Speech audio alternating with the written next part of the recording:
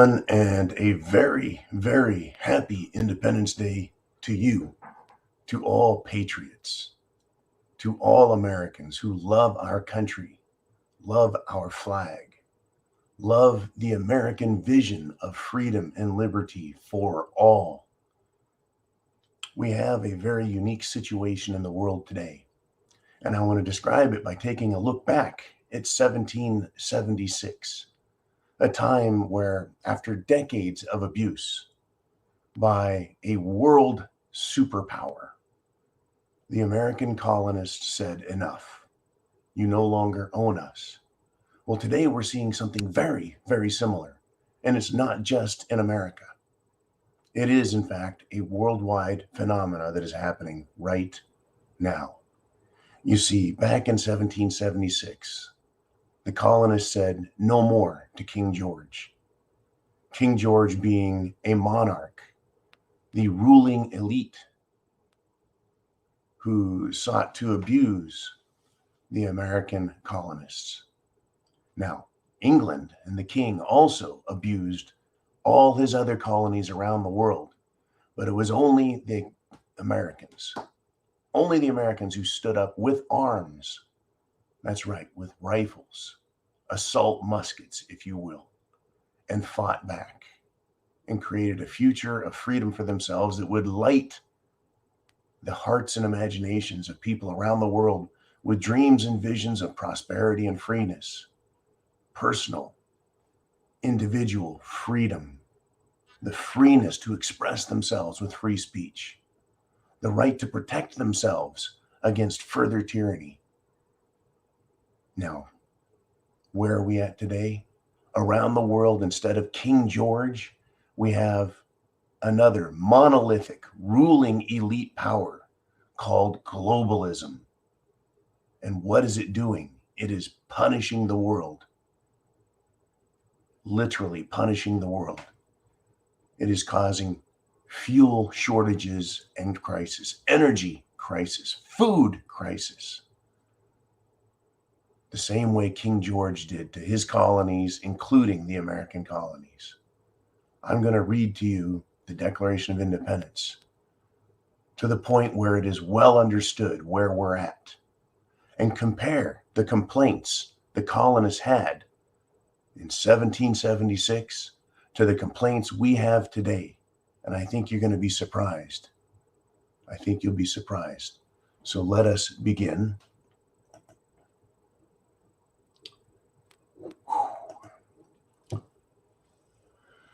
When in the course of human events, it becomes necessary for one people to dissolve the political bands which have connected them with another, and to assume among the powers of the earth the separate and equal station to which the laws of nature and of nature's God entitle them.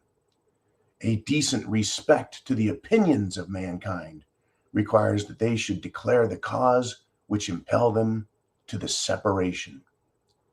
We hold these truths to be self-evident, that all men are created equal, that they are endowed by their Creator with certain unalienable rights, that among these are life, liberty, and the pursuit of happiness. That to secure these rights, governments are instituted among men, deriving their just powers from the consent of the governed. That whenever any form of government becomes destructive of these ends, it is the right of the people to alter or to abolish it, and to institute new government, laying its foundation on such principles and organizing its powers in such form as to them shall seem most likely to affect their safety and happiness. Happiness. Prudence, indeed, will dictate that governments long established should not be changed for light and transient causes, and accordingly all experience hath shewn that mankind are more disposed to suffer, while evils are sufferable, than to right themselves by abolishing the forms to which they are accustomed. But when a long train of abuses and usurpations, pursuing invariably the same object, evinces a design to reduce them under absolute despotism, it is their right, it is their duty to throw off such government, and to provide new guards for their future security. Such has been the patient sufferance of these colonies, and such is now the necessity which constrains them to alter their former systems of government. The history of the present King of Great Britain is a history of repeated injuries and usurpations, all having in direct object the establishment of an absolute tyranny over these states. To provide this, let facts be submitted to a candid world. He has refused his assent to laws, the most wholesome and necessary for the public good.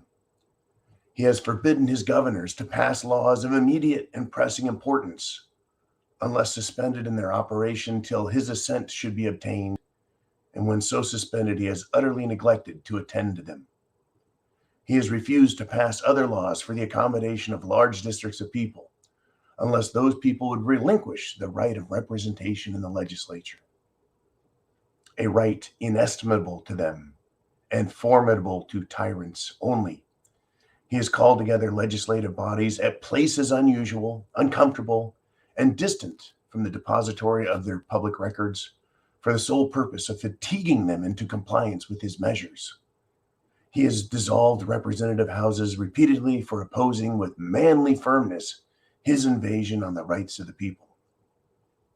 He has refused for a long time, after such dissolutions, to cause others to be elected, whereby the legislative powers, incapable of annihilation, have returned to the people at large for their exercise, the state remaining in the meantime exposed to all the dangers of invasion from without and convulsions from within. He has endured to prevent the population of these states for that purpose, obstructing the laws for naturalization of foreigners, refusing to pass others to encourage their migrations hither, and raising the conditions of new appropriations of lands. He has obstructed the administration of justice by refusing his assent to laws for establishing judiciary powers. He has made judges dependent on his will alone for their tenure in their offices and the amount and payment of their salaries. He has erected a multitude of new offices and sent hither swarms of officers to harass our people and eat out of their subsistence. He has kept among us in times of peace standing armies without the consent of our legislatures. He has affected to render the military independent of and superior to the civil power.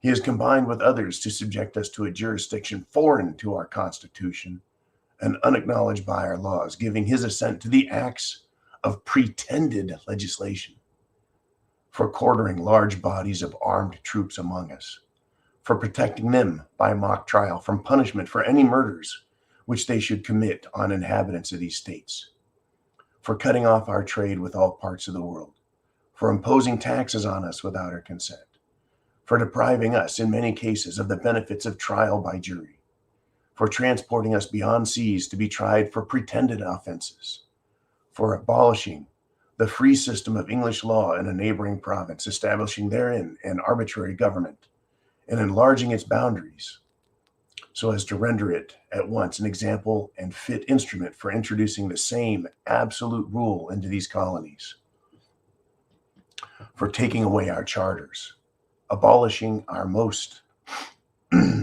valuable laws, and altering fundamentally the forms of our government, for suspending our own legislatures and declaring themselves invested with power to legislate for us in all cases whatsoever.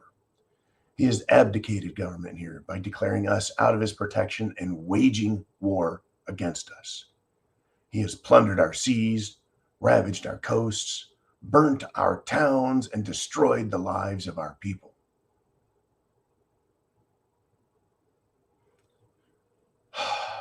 He is at this time transporting large armies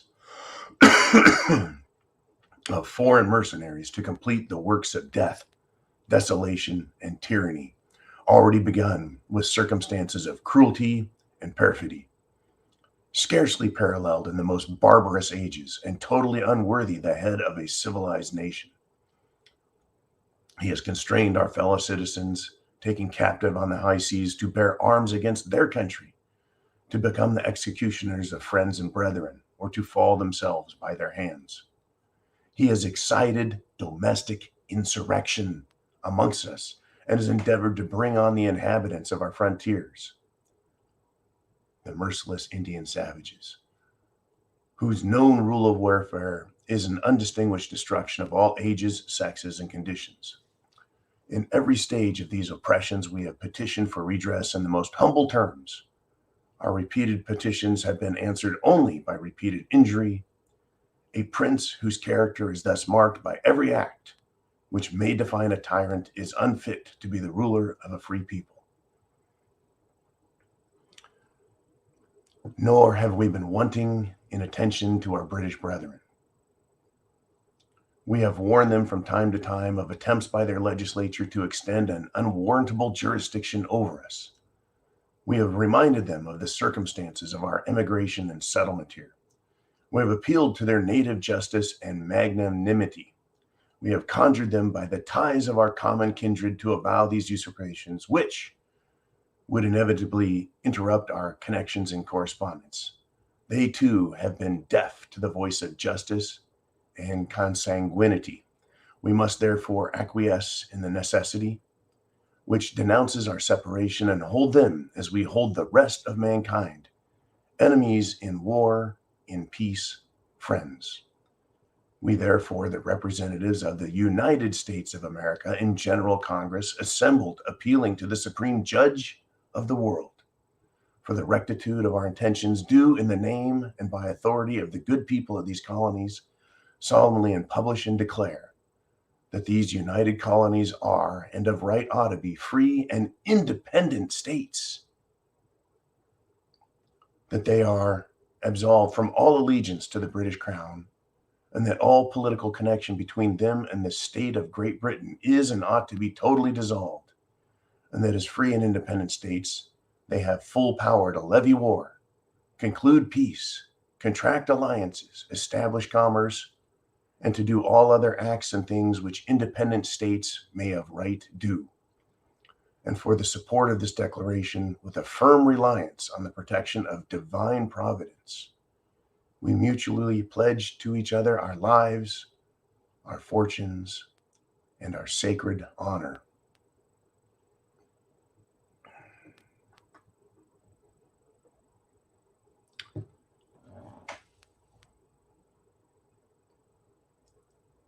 There is so much. There is so much in the Declaration of Independence that is mirrored today. Things that just 3-4 years ago weren't being done are now being done. The use of domestic terrorists who burned, looted, and murdered. Massive insurrection was allowed.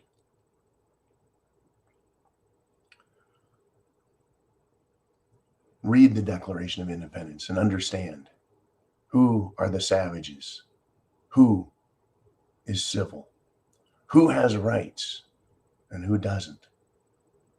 Right? The government is supposed to be our tool, our instrument to serve us.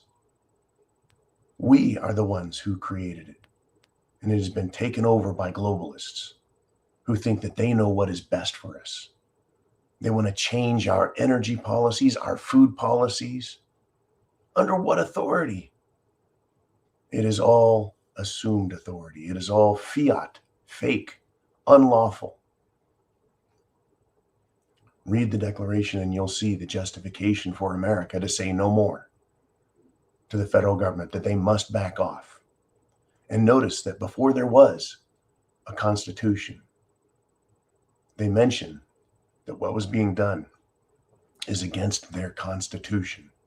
You see, we're born with a constitution, a moral foundation, what is right and what is wrong. We know the difference. No one has a right to hurt someone else. You have a right to defend yourself from that hurt. No one has a right to take your property. We have a right to defend ourselves and our property and keep that which we have earned. The government has taken and taken and taken and required. And what is all this that we read in there, the Declaration of Independence, about mandates and forcing people and weakening them so that they finally give in, they finally acquiesce. That sounds just like the Biden administration and their mandates. They have destroyed lives and families and fortunes in their efforts to do what they're doing, to break us, to make us bend to their will. But that is not what the human spirit does. Some may bend, a few will break, but most will bow their backs stronger and lean against this wind, this evil wind, and face it and deal with it. We're seeing it now, folks, in all its forms, in all cultures. In Pakistan, they're saying no more to globalism. In Libya, they're saying no more, and they burned their parliament.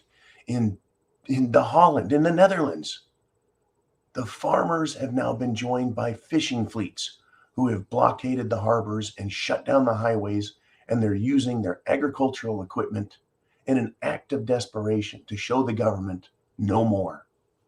They don't have time to do this. They're supposed to be farming. But the government is threatening to shut their farms down. It is ordered that they shut their farms down. They have no other livelihood. People are committing suicide. Families and fortunes are being ruined by government in Holland. And so they're taking the last bit of fuel and energy and resources they have to go and fight without guns so far. Will the governments back off? I don't believe they will. There needs to be actual, and I'm not calling for it, but I'm saying as a point of history, government tyranny never stops. It has to be removed. That's what the Declaration of Independence was about. And its guarantee that it can happen again is found in the Bill of Rights. And I'm glad that the Supreme Court is finally finding its backbone in supporting the Constitution more than it has my entire life. And they better keep it up. As for the rest of the government, the Biden administration, never have I seen as much destruction of America as we have seen from this clown, this preposterous puppet that they call the president, who is so bad that even Democrats cannot support him. Yet he stands up and speaks for them and speaks for all of us, he thinks. He's speaking for us, he claims, but the words he speaks come from the globalists, the modern day King George, the elite that think that they run the world and they know what's best. I don't think so. Folks, it is Independence Day. This is why the political leftists, the hardcore socialists, hate it. They know that on Independence Day, we take out our Declaration of Independence.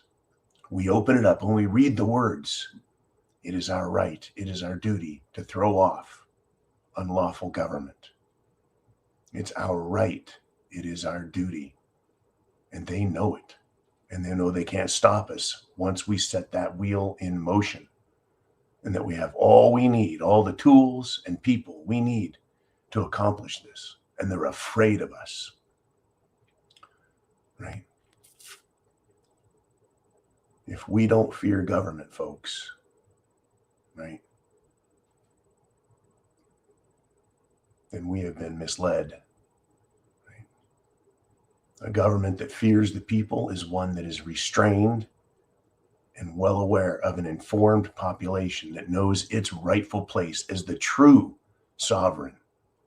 Government is not sovereign, not with relation to the people, not in my country.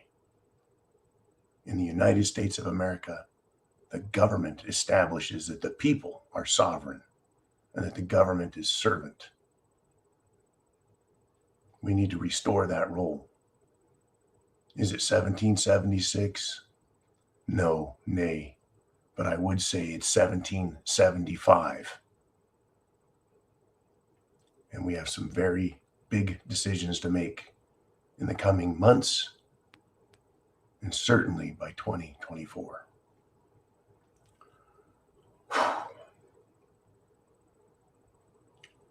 Enjoy the day. Celebrate freedom and liberty. It's easy to suffer some injustices and just say, I'm fine with it, I can live with it. At what point do you say, this is too much? High gas prices, yeah, I guess we'll all suffer. High food prices, I guess we'll suffer. Losing your house, losing your lives, being forced to take experimental drugs, not good. Folks, chance favors the prepared mind. I love my country. I understand my roots. I understand law. I understand the Constitution. And the Declaration of Independence is one of the most unique and powerful documents ever crafted. Support it, support freedom, and by golly, support yourself. Right? God bless America. Semper Fi.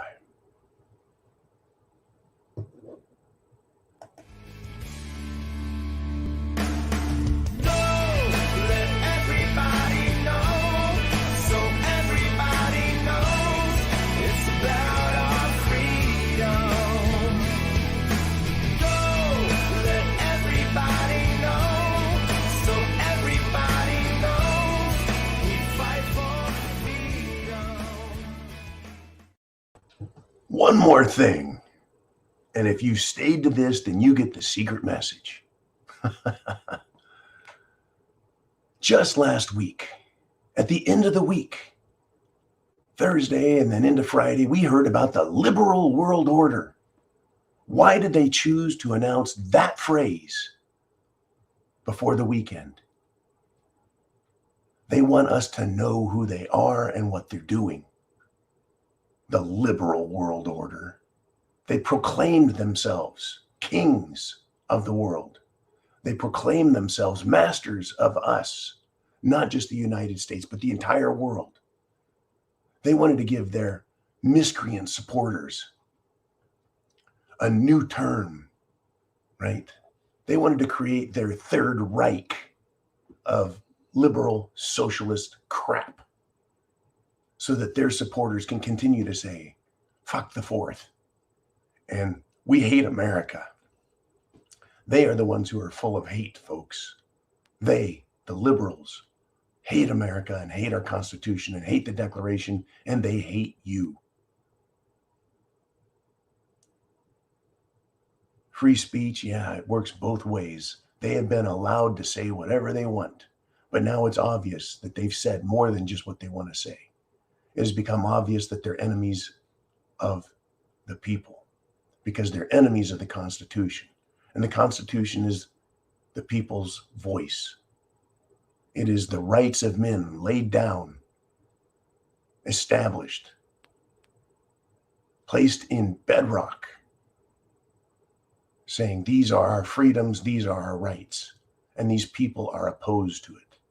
And if they could, their hammers would break that foundation. But the foundation, right, was not laid by any man. The creation of the world belongs to the Almighty. And these people cannot break that. They can assault it. They can commit abominations, but they cannot break it. Our rights are forever and eternal in existence. We can forget them. We can ignore them. We can deny them, but they are always there, and they can always be reclaimed. The liberal world order. All they did was piss off more people and wake more people up. But for them, it's a rallying war cry of hatred of America. Well, they can have their liberal world order and they can eat it all day long, folks. We have our Declaration of Independence and our Constitution and our God-given unalienable rights to life, liberty, the pursuit of happiness, and our ARs, if they must know. Never give an inch, or they'll take a mile and drag us the whole way. Once again, Semper Fi, and God bless America.